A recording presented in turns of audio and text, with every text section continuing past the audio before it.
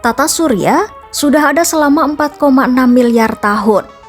Angka ini terdengar besar, tapi sebenarnya hanya sekejap dibanding usia alam semesta yang mencapai 13,8 miliar tahun.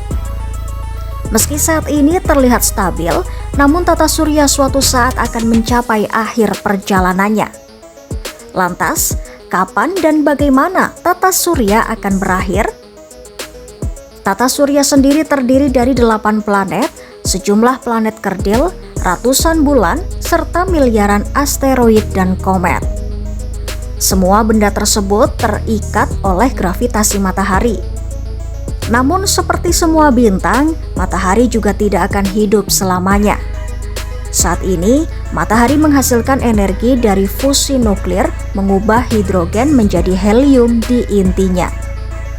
Menurut astrofisikawan dari University of Michigan, Fred Adams, proses tersebut akan berlangsung sekitar 5 miliar tahun lagi.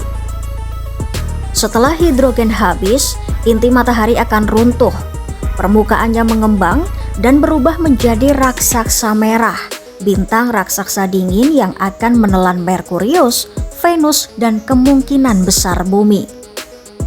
Jika matahari runtuh, bagaimana dengan nasib planet dan benda langit lainnya? Mars diperkirakan selamat karena jaraknya cukup jauh dengan matahari. Sementara planet luar seperti Jupiter dan Saturnus juga akan tetap di orbit. Namun, wilayah terluar tata surya termasuk awan Oort yang berisi bongkahan es akan terganggu kestabilannya. Heliosfer, gelembung pelindung magnetik dari matahari, juga akan menyusut drastis. Setelah sekitar 1 miliar tahun dalam fase raksasa merah, matahari akan melepaskan lapisan luarnya dan menyisakan inti padat seukuran bumi yang disebut katai putih. Bintang itu akan sangat panas tetapi redup, menjadi pusat sistem yang beku dan sunyi. Ilmuwan NASA yang memimpin misi New Horizons, Alan Steer, menyebut dari sudut pandang kelayak hunian, peristiwa itu adalah akhir dari tata surya.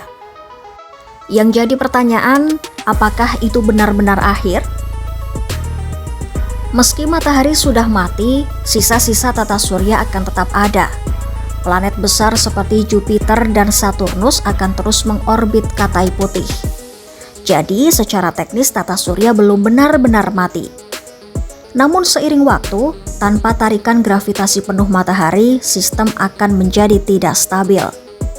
Tarikan antar planet, gangguan dari bintang yang lewat, atau ledakan supernova terdekat bisa membuat orbit kacau, memicu tabrakan, atau melontarkan benda langit keluar dari sistem.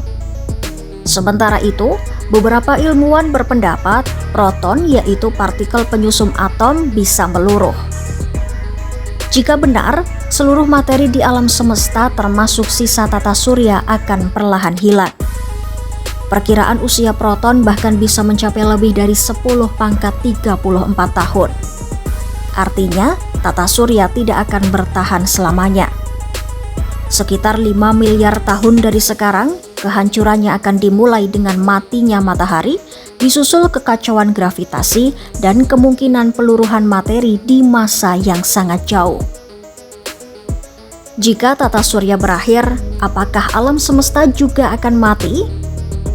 Sebuah studi terbaru memprediksi umur alam semesta mungkin jauh lebih singkat dari perkiraan sebelumnya.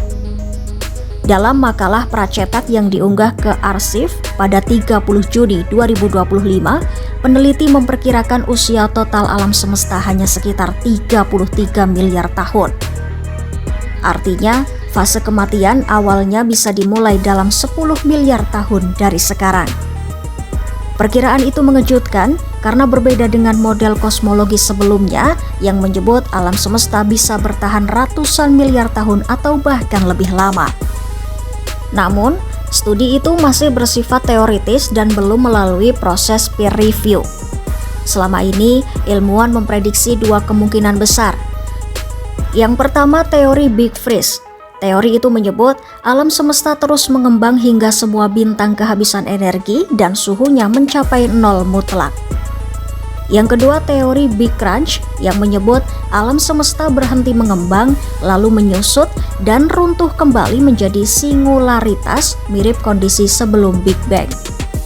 Hingga kini belum ada kesepakatan skenario mana yang lebih mungkin terjadi karena masih ada perbedaan data soal kecepatan ekspansi alam semesta. Para ilmuwan juga sepakat butuh waktu yang sangat lama untuk memastikan skenario akhir yang benar.